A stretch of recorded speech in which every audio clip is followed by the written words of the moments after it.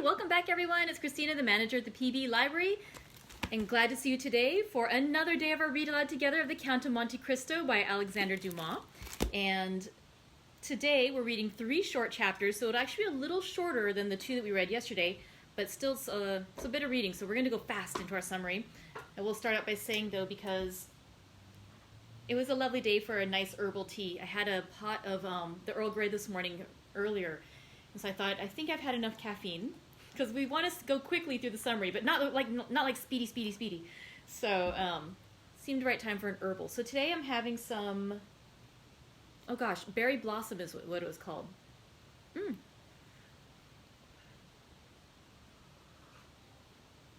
Really nice.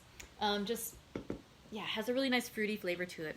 So yesterday in our summation we read 2 chapters. We read The Guests and The Breakfast, and in those 2 chapters they were both set on the 21st of May, starting at give or take around 10:30 or 10:30.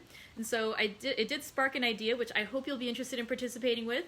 I have set on my calendar that I'm going to be hosting a tea party / brunch on the 21st of May next year at 10:30. If our library's open, we'll go ahead and do it here at the Pacific Beach Library. If it's for some reason not open at that time, we'll have to do one here in our tea group. But I hope you'll join me either way on May the 21st at 10:30 a.m. next year. And so in our chapters yesterday, they were anticipating the special arrival of the Count of Monte Cristo at the home of Albert Morcerf. And so in the first chapter, we learn a bit about Albert's home. He lives on a corner of the estate belonging to his mother and father, the Count de Morcerf, also known as Fernand, and Mercédès, the former fiancée of Edmond Dantes. And so Albert is waiting, of course, for the Count of Monte Cristo. He's invited 2 other guests as well, 3 other guests, pardon me. And so we get to know some of these other guests. And so one of them is a nobleman. He is himself a count who recently had an adventure while he was in Africa. Another is a reporter. He is a journalist. Another is the secretary to one of the ministers in the government. And the last is Maximilien Morel, the son of Monsieur Morel, the former employer of Edmond Dantes. And Maximilien Morel had become the friend and savior of the Comte de Chateau Renaud, the count who was in Africa. And it was interesting, Maximilien Morel had created a custom for himself, if you will, of on the 5th of September, the anniversary of the day when his father's business and life were saved by a mysterious benefactor, the Count of Monte Cristo, Edmond Dantes, to remember that day and to show his thanks for his father's good fortune that day. He tries to make it a goal to save somebody else on September 5th each year. And that year, it just happened to be that the Count of Chateau Renaud needed help, and so Maximilien Morel did assist him. And so they all come to the house of Albert de Morcerf. And Albert de Morcerf is saying, well, we need to wait a little while. I'm expecting another guy at 10:30. And well, tell us about this man. And it just sounds really unbelievable. He sounds almost fantastical, like a creature out of fable almost. And then, as the clock is tolling 10:30 and they're about to say, well, this man didn't show up. Clearly he's a figment of your imagination. You've exaggerated so much. In walks the Count of Monte Cristo, as mysterious seeming and yet as genteel as he's been presented. And all of them are amazed and charmed by the Count of Monte Cristo. So then he speaks with them. They're all just like so impressed by him. All of the other guests leave. And now the Count of Monte Cristo is alone with Albert de Morcerf. And that is where we are taking up our story. Whoops. Sorry about that. There we go. And it's like I said, today we have 3 short chapters because tomorrow is one really long chapter. And so we're going to get these 3 today. And as we know, the Count of Monte Cristo has taken a vow. Oh, no. Okay, good. Sorry about that. I thought for a second that the tablet had gone back to the very beginning. I'm like, oh dear, I'm going to have a lot of pages to thumb through to get to our chapter. But here we are, chapter 41, the presentation, and we'll find out what happens with the Count of Monte Cristo now that he is at the estate of the Morcerfs. So, chapter 41, the presentation. When Albert found himself alone with Monte Cristo, "My dear Count," said he, "allow me to commence my services as cicerone by showing you a specimen of a bachelor's apartment. You, who are accustomed to the palaces of Italy, can amuse yourself by calculating in how many square feet a young man who is not the worst lodged in Paris can live. As we pass from one room to another, I will open the windows to let you breathe." Monte Cristo had already seen the breakfast room and the salon on the ground floor. Albert led him first to his atelier, which was, as we have said, his favorite apartment. Monte Cristo quickly appreciated all that Albert had collected here: old cabinets, Japanese porcelain, oriental stuffs, Venetian glass, arms from all parts of the world. Everything was familiar to him, and at the first glance he recognized their date, their country, and their origin. Morcerf had expected he should be the guide. On the contrary, it was he who, under the Count's guidance, followed a course of archaeology, mineralogy, and natural history. They descended to the first floor. Albert led his guest into the salon. The salon was filled with the works of modern artists. There were landscapes by Dupré, with their long reeds and tall trees, their lowing oxen and marvelous skies. Delacroix's Arabian cavaliers, with their long white burnouses, their shining belts, their damasked arms, their horses, who tore each other with their teeth while their riders contended fiercely with their maces. Aquarelles of Boulanger, representing Notre Dame de Paris with that vigor that makes the artist the rival of the poet. There were paintings by Diaz, who made his flowers more beautiful than flowers, his suns more brilliant than the sun. Designs by Decamps, as vividly colored as those of Salvator Rosa, but more poetic. Pastels by Giraud and Müller, representing children like angels and women with the features of a virgin. Sketches torn from the album of Dosat's Travels in the East that had been made in a few seconds on the saddle of a camel or beneath the dome of a mosque. In a word, all that modern art can give in exchange and as recompense for the art lost and gone with ages long since past. Albert expected to have something new this time to show to the traveler, but to his great surprise, the latter, without seeking for the signatures, many of which indeed were only initials, named instantly the author of every picture in such a manner that it was easy to see that each name was not only known to him, but that each style associated with it had been appreciated and studied by him. From the salon they passed into the bedchamber. It was a model of taste and simple elegance. A single portrait, signed by Leopold Robert, shone in its carved and gilded frame. This portrait attracted the Count of Monte Cristo's attention, for he made 3 rapid steps in the chamber and stopped suddenly before it. It was the portrait of a young woman of 5 or 26, with a dark complexion and light and lustrous eyes, veiled beneath long lashes.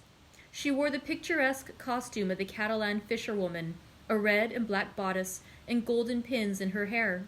She was looking at the sea, and her form was outlined on the blue ocean and sky.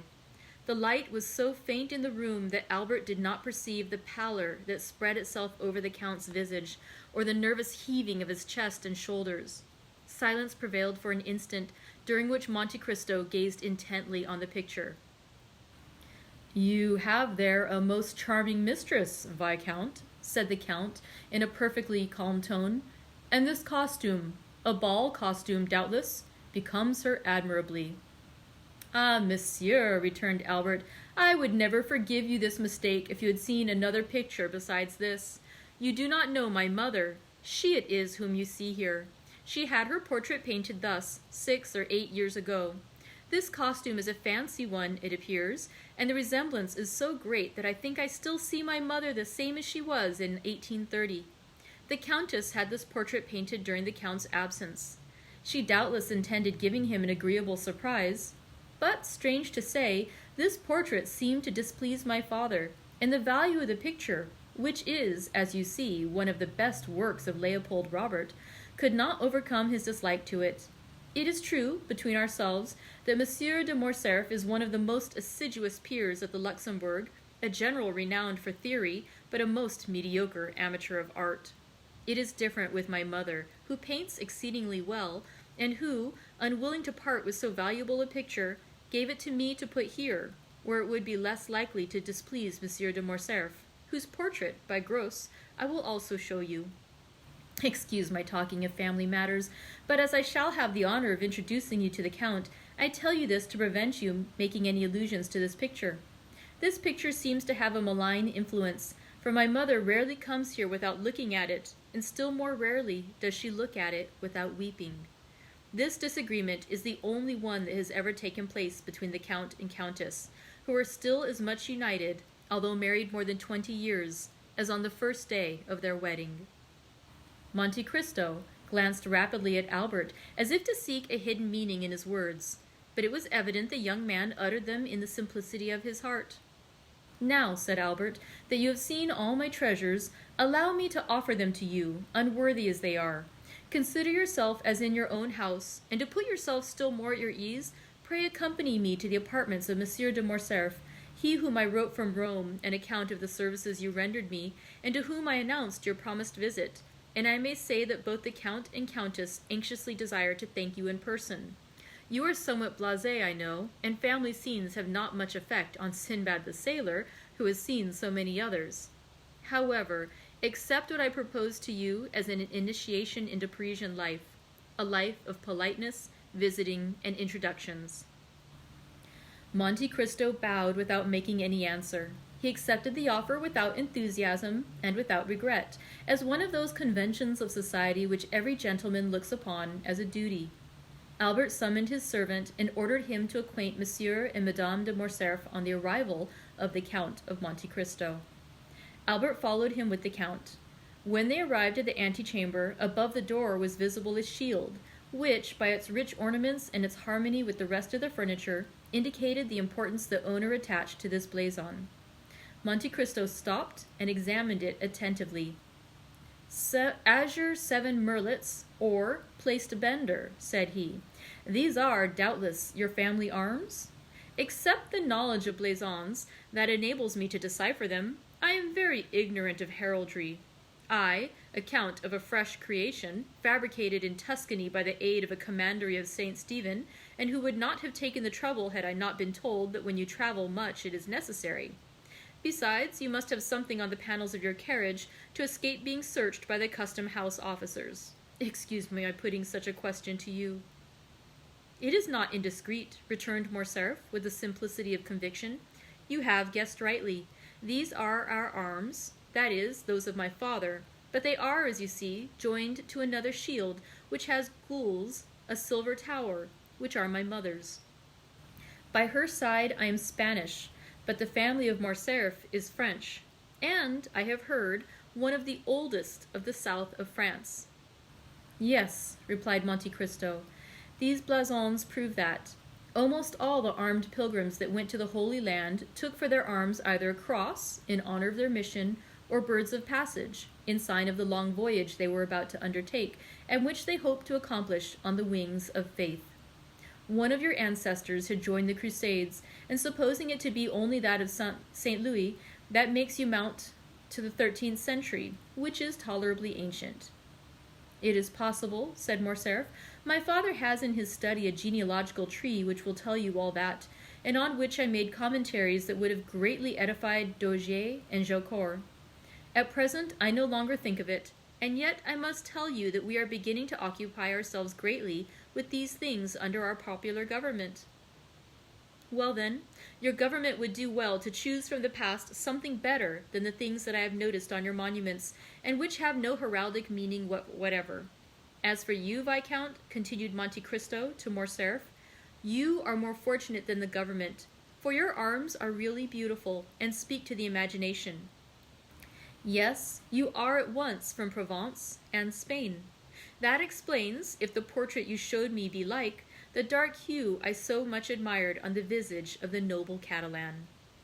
It would have required the penetration of Oedipus or the Sphinx to have divined the irony the Count concealed beneath these words, apparently uttered with the greatest politeness. Morcerf thanked him with a smile, and pushed open the door above which were his arms, and which, as we have said, opened into the salon. In the most conspicuous part of the salon was another portrait.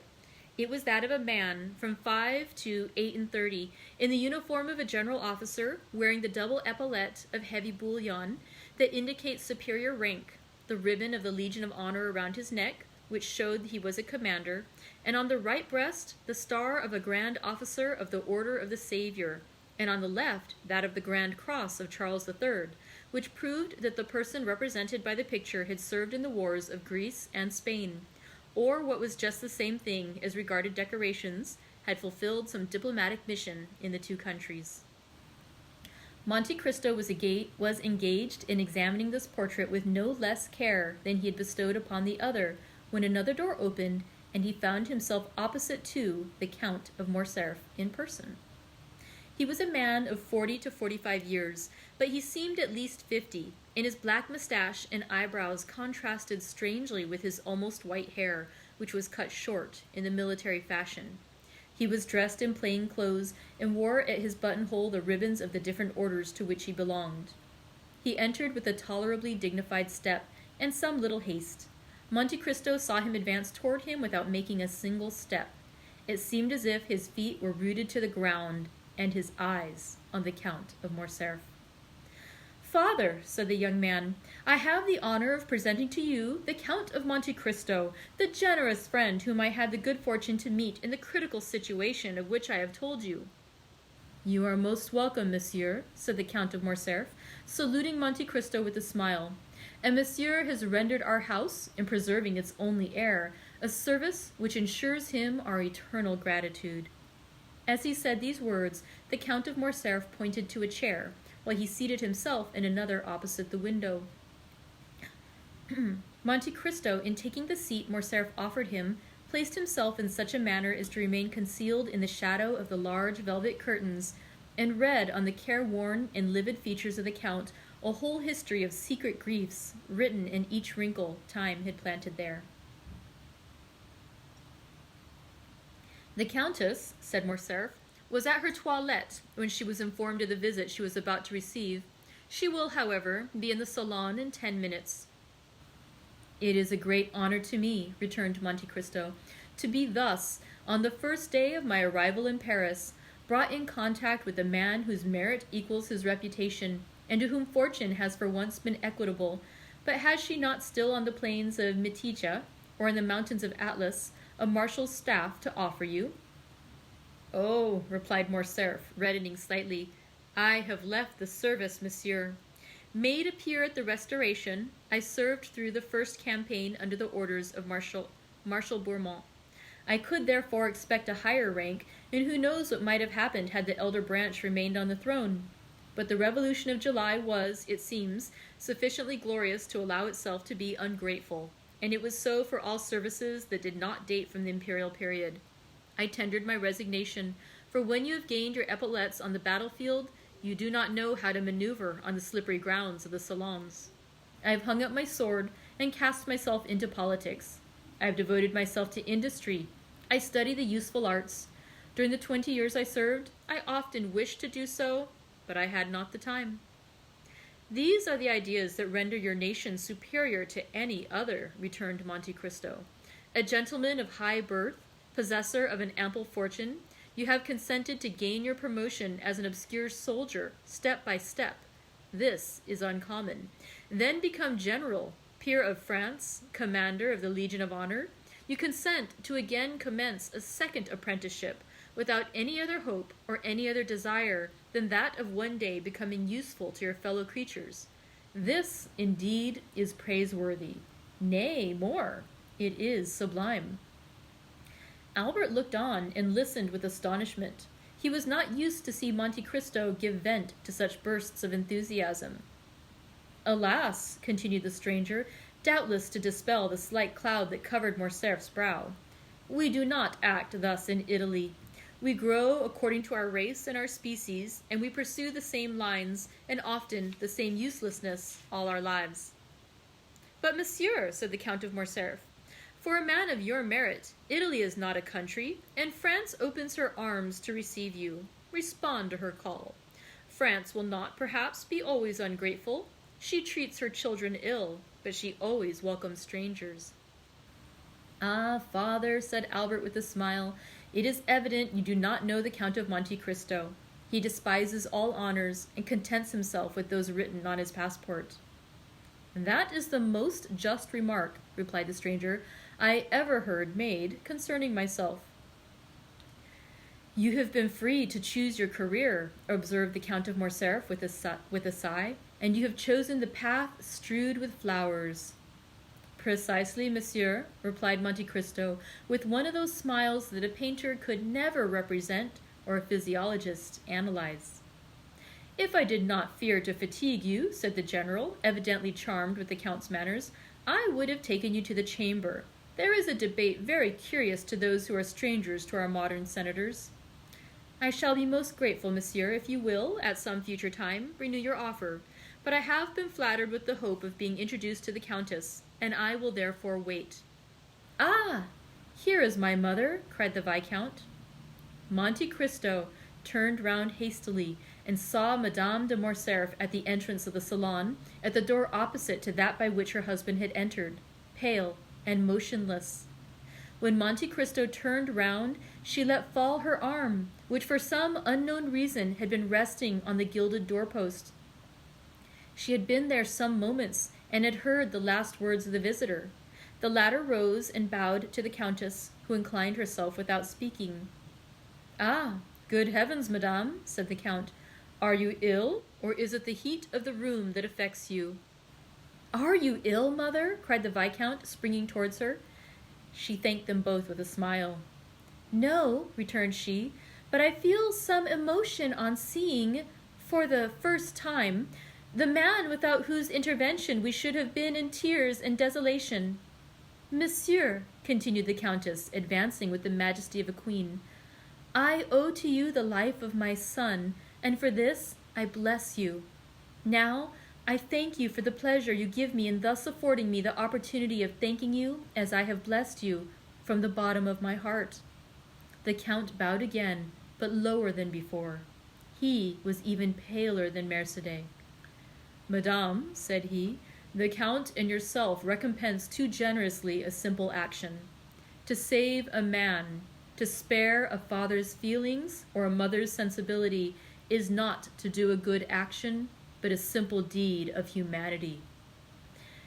At these words, uttered with the most exquisite sweetness and politeness, Madame de Morcerf replied, It is very fortunate for my son, monsieur, that he found such a friend, and I thank God that things are thus. And Mercédès raised her fine eyes to heaven with so fervent an expression of gratitude that the Count fancied he saw tears in them. Monsieur de Morcerf approached her. Madame, said he, I have already made my excuses to the Count for quitting him, and I pray you to do so also. The sitting commences at 2. It is now 3, and I am to speak. Go then, and monsieur and I will strive our best to forget your absence, replied the Countess, with the same tone of deep feeling. Monsieur, continued she, turning to Monte Cristo, will you do us the honor of passing the rest of the day with us? Believe me, madame, I feel most grateful for your kindness, but I got out of my traveling carriage at your door this morning, and I am ignorant how I am installed in Paris, which I scarcely know. This is but a trifling inquietude, I know, but one that may be appreciated. We shall have the pleasure another time, said the Countess. You promise that? Monte Cristo inclined himself without answering, but the gesture might pass for assent. I will not detain you, monsieur, continued the Countess. I would not have our gratitude become indiscreet or importunate. My dear Count, said Albert, I will endeavor to return your politeness at Rome, and place my coupé at your disposal until your own be ready. A thousand thanks for your kindness, Viscount, returned the Count of Monte Cristo, but I suppose that Monsieur Bertuccio has suitably employed the 4 hours and a half I have given him, and that I shall find a carriage of some sort ready at the door. Albert was used to the Count's manner of proceeding. He knew that, like Nero, he was in search of the impossible, and nothing astonished him. But wishing to judge with his own eyes how far the Count's orders had been executed, he accompanied him to the door of the house. Monte Cristo was not deceived. As soon as he appeared in the Count of Morcerf's chamber, a footman, the same who at Rome had brought the Count's card to the 2 young men and announced his visit, sprang into the vestibule, and then he arrived at the door. The illustrious traveler found his carriage awaiting him. It was a coupé of collars building, and with horses and harness, for which Drake had, to the knowledge of all the lions of Paris, refused on the previous day 700 guineas. "Monsieur," said the Count to Albert, "I do not ask you to accompany me to my house, as I can only show you a habitation fitted up in a hurry, and I have, as you know, a reputation to keep up as regards not being taken by surprise. Give me, therefore, one more day before I invite you. I shall then be certain not to fail in my hospitality. If you ask me for a day, Count, I know what to anticipate. It will not be a house I shall see, but a palace. You have decidedly some genius at your control." "Ma foi, spread that idea," replied the Count of Monte Cristo, putting his foot on the velvet-lined steps of his splendid carriage, "and that will be worth something to me among the ladies." As he spoke, he sprang into the vehicle. The door was closed, but not so rapidly that Monte Cristo failed to perceive the almost imperceptible movement which stirred the curtains of the apartment in which he had left Madame de Morcerf. When Albert returned to his mother, he found her in the boudoir, reclining in a large velvet armchair, the whole room so obscure that only the shining spangle, fastened here and there to the drapery, and the angles of the gilded frames of the pictures, showed with some degree of brightness in the gloom. Albert could not see the face of the Countess, as it was covered with the thin veil she had put on her head, and which fell over her features in misty folds, but it seemed to him as though her voice had altered. He could distinguish amid the perfumes of the roses and heliotropes in the flower stands the sharp and fragrant odor of volatile salts, and he noticed in one of the chased cups on the mantelpiece the Countess's smelling bottle, taken from its shagreen case, and exclaimed in a tone of uneasiness as he entered, "My dear mother, have you been ill during my absence?" "No, no, Albert, but you know these roses, tuberoses, and orange flowers throw out at first, before one is used to them, such violent perfumes." "Then, my dear mother," said Albert, putting his hand to the bell, "they must be taken into the antechamber. You are really ill, and just now were so pale as you came into the room." "Was I pale, Albert?" "Yes, a pallor that suits you admirably, mother, but which did not the less alarm my father and myself." "Did your father speak of it?" inquired Mercédès eagerly. "No, madame, but do you not remember that he spoke of the fact to you?" "Yes, I do remember," replied the Countess. A servant entered, summoned by Albert's ring of the bell. "Take these flowers into the anteroom or dressing-room," said the Viscount. "They make the Countess ill." The footman obeyed his orders. A long pause ensued, which lasted until all the flowers were removed. "What is this name of Monte Cristo?" inquired the Countess, when the servant had taken away the last vase of flowers. "Is it a family name, or the name of the estate, or a simple title?" "I believe, mother, it is merely a title. The Count purchased an island in the Tuscan archipelago, and as he told you today, has founded a commandery. You know the same thing was done for St. Stephen of Florence, St. George Constantinian of Parma, and even for the Order of Malta. Except this, he has no pretension to nobility, and calls himself a chance count, although the general opinion at Rome is that the Count is a man of very high distinction." "His manners are admirable," said the Countess, "at least as far as I could judge in the few minutes he remained here." "They are perfect, mother, so perfect that they surpass by far all I have known in the leading aristocracy of the three proudest nobilities of Europe, the English, the Spanish, and the German." The Countess paused a moment. Then, after a slight hesitation, she resumed, "You have seen, my dear Albert, I ask the question as a mother, you have seen Monsieur de Monte Cristo in his house? You are quick-sighted, have much knowledge of the world, more tact than is usual at your age. Do you think the Count is really what he appears to be?" "What does he appear to be?" "Why, you have just said, a man of high distinction." "I told you, my dear mother, he was esteemed such." "But what is your own opinion, Albert?" "I must tell you that I have not come to any decided opinion respecting him, but I think him a Maltese. I did not ask you of his origin, but what he is." "Ah, what he is! That is quite another thing. I have seen so many remarkable things in him that if you would have me really say what I think, I shall reply that I really do look upon him as one of Byron's heroes, whom misery has marked with a fatal brand. Some Manfred, some Lara, some Werner, one of those wrecks, as it were, of some ancient family, who, disinherited of their patrimony, have achieved one by the force of their adventurous genius, which has placed them above the laws of society. You say? I say that Monte Cristo is an island in the midst of the Mediterranean, without inhabitants or garrison, the resort of smugglers of all nations and pirates of every flag. Who knows whether or not these industrious worthies do not pay to their feudal lord some dues for his protection? And that is possible, said the Countess, reflecting. Never mind, continued the young man. Smuggler or not, you must agree, mother dear, as you have seen him, that the Count of Monte Cristo is a remarkable man, who will have greatest success in the salons of Paris.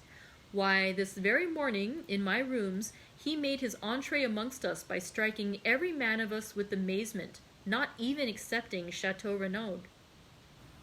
And what do you suppose is the Count's age? Inquired Mercédès, evidently attaching great importance to this question. 35 or 36, mother? So young. It is impossible, said Mercédès, replying at the same time to what Albert said, as well as to her own private reflection. It is the truth, however. 3 or 4 times he has said to me, and certainly without the slightest premeditation, at such a period I was 5 years old, at another 10 years old, at another 12, and I, induced by curiosity, which kept me alive to these details, have compared the dates and never found him inaccurate. The age of this singular man, who is of no age, is then, I am certain, 35. Besides, mother, remark how vivid his eye, how raven black his hair, and his brow, though so pale, is free from wrinkles. He is not only vigorous, but also young. The Countess bent her head as if beneath a heavy wave of bitter thoughts. And has this man displayed a friendship for you, Albert? She asked with a nervous shudder. I am inclined to think so. And do you like him? Why, he pleases me in spite of Franz d'Épinay, who tries to convince me that he is a being returned from the other world. The Countess shuddered. Albert, she said, in a voice which was altered by emotion, I have always put you on your guard against new acquaintances. Now you are a man, and are able to give me advice. Yet I repeat to you, Albert, be prudent. Why, my dear mother, it is necessary, in order to make your advice turn to account, that I should know beforehand what I have to distrust. The Count never plays. He only drinks pure water tinged with a little sherry, and is so rich that he cannot, without intending to laugh at me, try to borrow money. What then have I to fear from him? You are right, said the Countess, and my fears are weakness, especially when directed against a man who has saved your life. How did your father receive him, Albert? Is it necessary that we should be more than complacent to the Count? It is necessary that we should be more than complacent to the Count. Monsieur de Morcerf is sometimes occupied. His business makes him reflective, and he might, without intending it— Nothing could be in better taste than my father's demeanor, madame, said Albert. Nay, more, he seemed greatly flattered at 2 or 3 compliments which the Count very skilfully and agreeably paid him, with as much ease as if he had known him these 30 years. Each of these little ticking arrows must have pleased my father, added Albert with a laugh, and thus they parted the best possible friends, and Monsieur de Morcerf even wished to take him to the chamber to hear the speakers.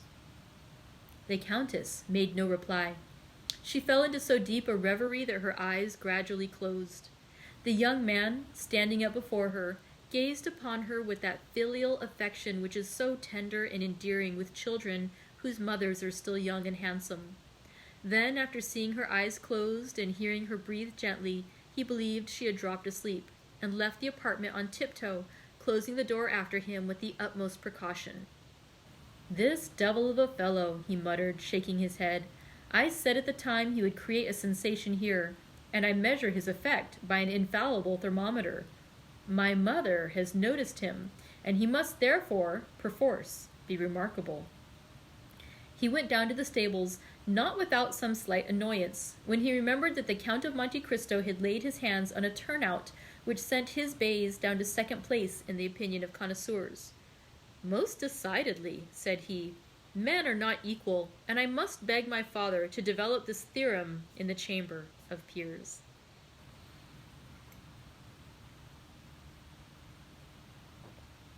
And now, chapter 42, Monsieur Bertuccio. Meanwhile, the Count had arrived at his house. It had taken him 6 minutes to perform the distance, but these 6 minutes were sufficient to induce 20 young men who knew the price of the equipage they had been unable to purchase themselves to put their horses in a gallop in order to see the rich foreigner who could afford to give 20,000 francs apiece for his horses. The house Ali had chosen, and which was to serve as the town residence to Monte Cristo, was situated on the right hand as you ascend the Champs-Élysées. A thick clump of trees and shrubs rose in the center and masked a portion of the front. Around the shrubbery, 2 alleys, like 2 arms, extended right and left and formed a carriage drive from the iron gates to a double portico, on every step of which stood a porcelain vase filled with flowers. This house, isolated from the rest, had, besides the main entrance, another in the Rue de Ponthieu. Even before the coachman had hailed the concierge, the massy gates rolled on their hinges. They had seen the Count coming, and at Paris, as everywhere else, he was served with the rapidity of lightning. The coachman entered and traversed the half-circle without slackening his speed, and the gates were closed ere the wheels had ceased to sound on the ground. The carriage stopped at the left side of the portico.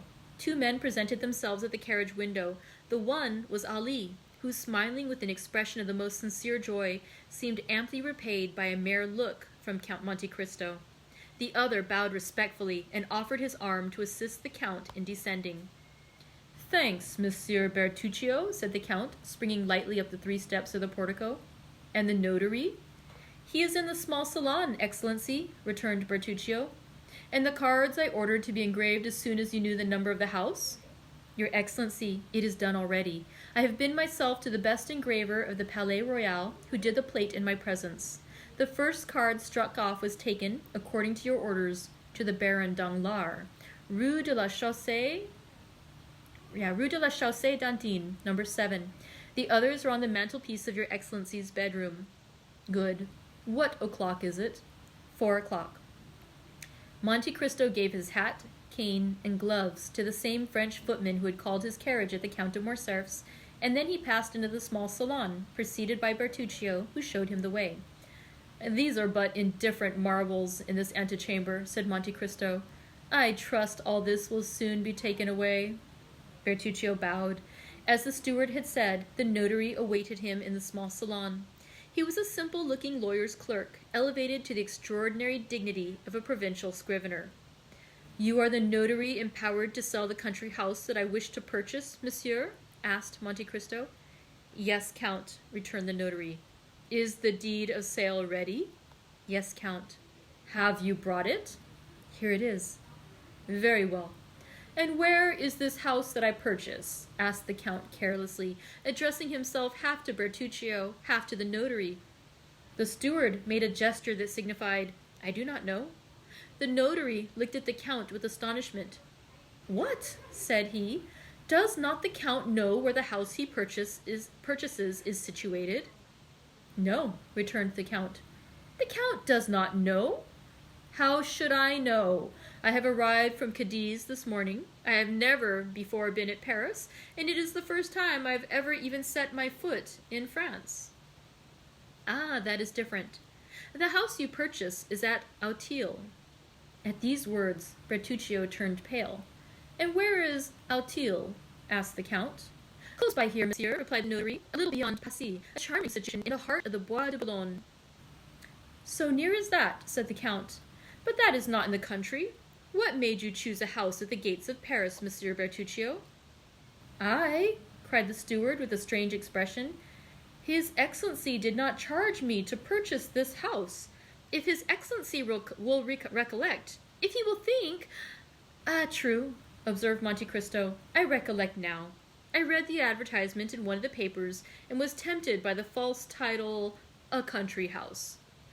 "It is not yet too late," cried Bertuccio eagerly, "and if your Excellency will entrust me with the commission, I will find you a better at Enghien, at Fontenay-aux-Roses, or at Bellevue." "Oh, no," returned Monte Cristo negligently. "Since I have this, I will keep it." "And you are quite right," said the notary, who feared to lose his fee. "It is a charming place. well supplied with spring water and fine trees, a comfortable habitation, although abandoned for a long time without reckoning the furniture, which, although old, is yet valuable, now that old things are so much sought after. I suppose the Count has the tastes of the day?" "To be sure," returned Monte Cristo. "It is very convenient, then?" "It is more. It is magnificent." "Peste! Let us not lose such an opportunity," returned Monte Cristo. "The deed, if you please, Mr. Notary." And he signed it rapidly, after having first run his eye over that part of the deed in which were specified the situation of the house and the names of the proprietors. "Bertuccio," said he, "give 55,000 francs to monsieur." The steward left the room with a faltering step, and returned with a bundle of banknotes, which the notary counted like a man who never gives a receipt for money until after he is sure it is all there. "And now," demanded the Count, "are all the forms complied with?" "All, sir." "Have you the keys?" "They are in the hands of the concierge, who takes care of the house, but here is the order I have given him to install the Count in his new possessions." "Very well," said Monte Cristo, with a sign with his hand to the notary which said, "I have no further need of you. You may go." "But," observed the honest notary, "the Count is, I think, mistaken. It is only 50,000 francs, everything included." "And your fee?" "Is included in this sum." "But have you not come from Auteuil here?" "Yes, certainly." "Well, then, it is but fair that you should be paid for your loss of time and trouble," said the Count, and he made a gesture of polite dismissal. The notary left the room backwards and bowing down to the ground. It was the first time he had ever met a similar client.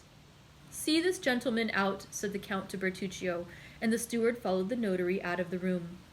Scarcely was the Count alone when he drew from his pocket a book closed with a lock, and opened it with a key which he wore round his neck and which never left him. After having sought for a few minutes, he stopped at a leaf which had several notes, and compared them with the deeds of sale, which lay on the table, and recalling his souvenirs, "Auteuil, Rue de la Fontaine, number 28.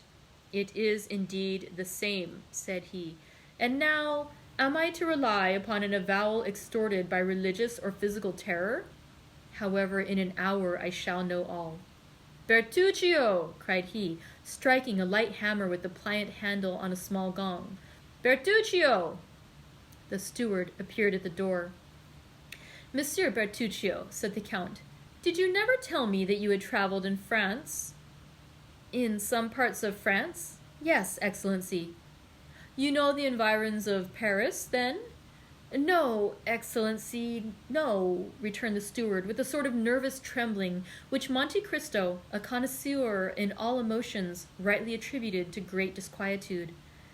"It is unfortunate," returned he, "that you have never visited the environs, for I wish to see my new property this evening, and had you gone with me, you could have given me some useful information."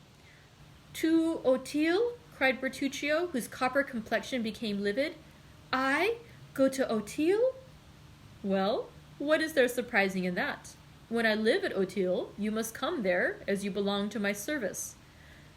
Bertuccio hung down his head before the imperious look of his master, and remained motionless without making any answer. "Why, what has happened to you? Are you going to make me ring a second time for the carriage?" asked Monte Cristo, in the same tone that Louis XIV pronounced the famous, "I have been almost obliged to wait." Bertuccio made but one bound to the antechamber and cried in a hoarse voice, "His Excellency's horses!" Monte Cristo wrote 2 or 3 notes, and, as he sealed the last, the steward appeared. "Your Excellency's carriage is at the door," said he. "Well, take your hat and gloves," returned Monte Cristo. "Am I to accompany you, your Excellency?" cried Bertuccio. "Certainly, you must give the orders, for I intend residing at the house."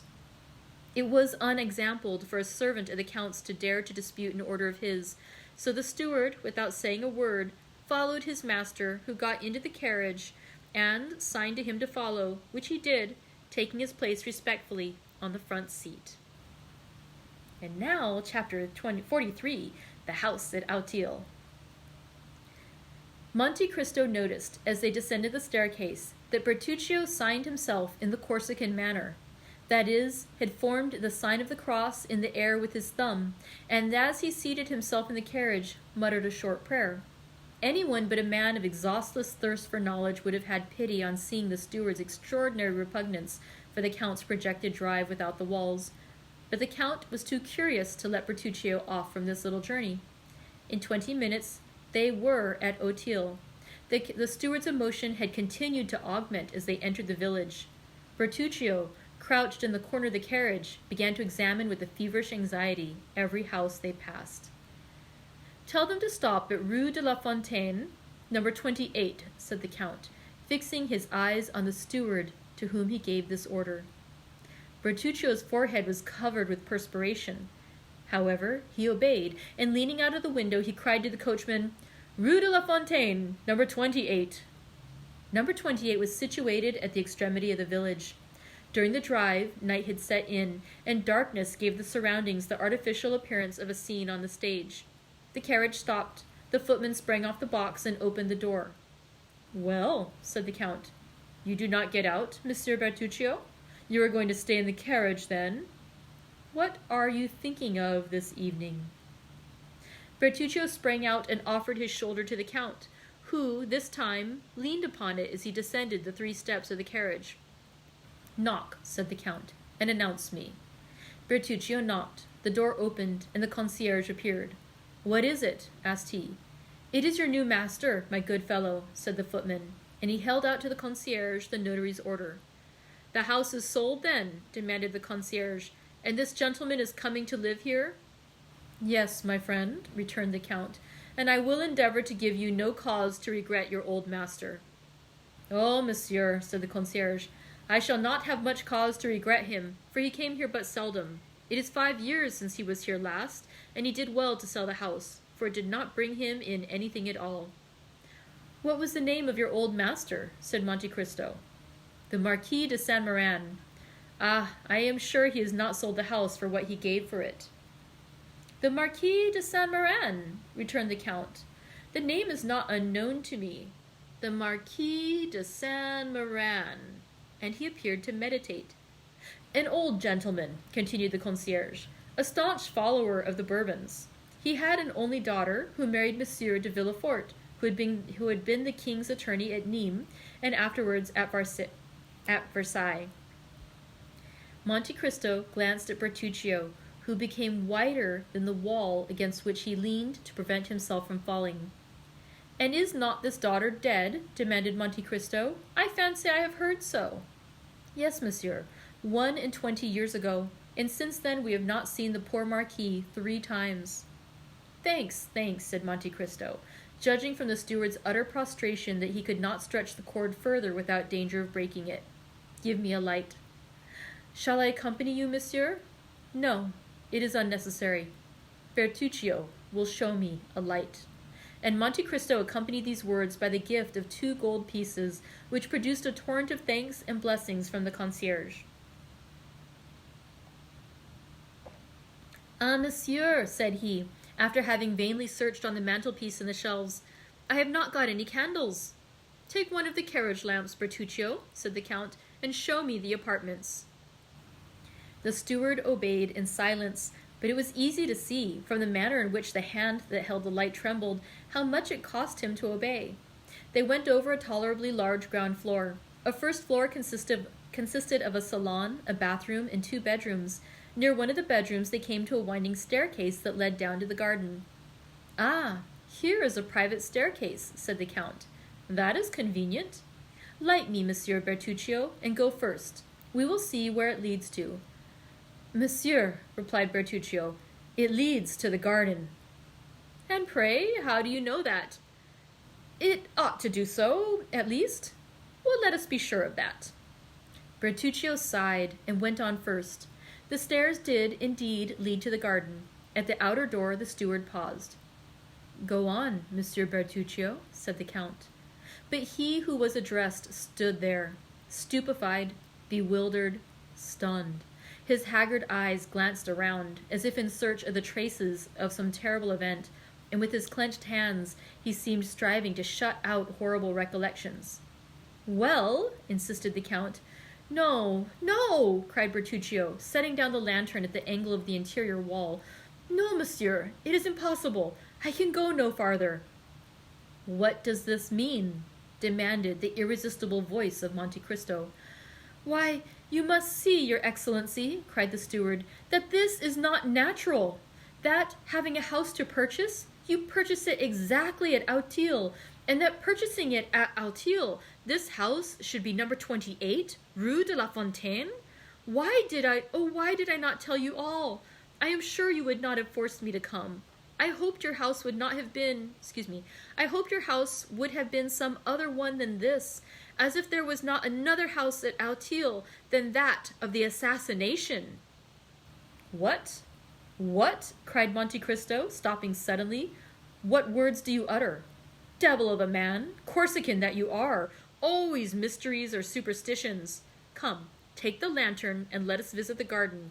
You are not afraid of ghosts with me, I hope. Bertuccio raised the lantern and obeyed. The door, as it opened, disclosed a gloomy sky in which the moon strove vainly to struggle through a sea of clouds that covered her with billows of vapor, which she illumined for an instant, only to sink in obscurity. The steward wished to turn to the left. No, no, monsieur, said Monte Cristo. What is the use of following the alleys? Here is a beautiful lawn. Let us go on straight forwards. Bertuccio wiped the perspiration from his brow, but obeyed. However, he continued to take the left hand. Monte Cristo, on the contrary, took the right hand. Arrived near a clump of trees, he stopped. The steward could not restrain himself. Move, monsieur! Move away, I entreat you! You are exactly in the spot. What spot? Where he fell. My dear Monsieur Bertuccio, said Monte Cristo, laughing, control yourself. We are not at Sartène or at Corte. This is not a Corsican maquis, but an English garden. Badly kept, I own, but still you must not calumniate it for that. Monsieur, I implore you, do not stay there. I think you are going mad, Bertuccio, said the Count coldly. If that is the case, I warn you, I shall have you put in a lunatic asylum. Alas, excellency, returned Bertuccio, joining his hands and shaking his head in a manner that would have excited the Count's laughter, had not thoughts of a superior interest occupied him, and rendered him attentive to the least revelation of this timorous conscience. Alas, excellency, the evil has arrived. Monsieur Bertuccio, said the Count, I am very glad to tell you that while you gesticulate, you wring your hands and roll your eyes like a man possessed by a devil who will not leave him. And I have always observed that the devil most obstinate to be expelled is a secret. I knew you were a Corsican. I knew you were gloomy and always brooding over some old history of the vendetta, and I overlooked that in Italy, because in Italy those things are thought nothing of. But in France they are considered in very bad taste. There are gendarmes who occupy themselves with such affairs, judges who condemn, and scaffolds which avenge. Bertuccio clasped his hands, and as, in all these evolutions, he did not let fall the lantern, the light showed his pale and altered countenance. Monte Cristo examined him with the same look that, at Rome, he had bent upon the execution of Andrea, and then, in a tone that made a shudder pass through the veins of the poor steward, The Abbé Busoni then told me an untruth, said he, when after his journey to France, in 1829, he sent you to me with a letter of recommendation in which he enumerated all your valuable qualities. Well, I shall write to the abbé. I shall hold him responsible for his protégé's misconduct, and I shall soon know all about this assassination.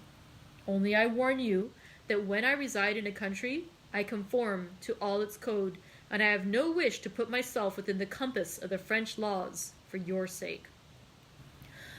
Oh, do not do that, excellency. I have always served you faithfully, cried Bertuccio in despair. I have always been an honest man, and as far as lay in my power, I have done good. I do not deny it, returned the Count, but why are you thus agitated?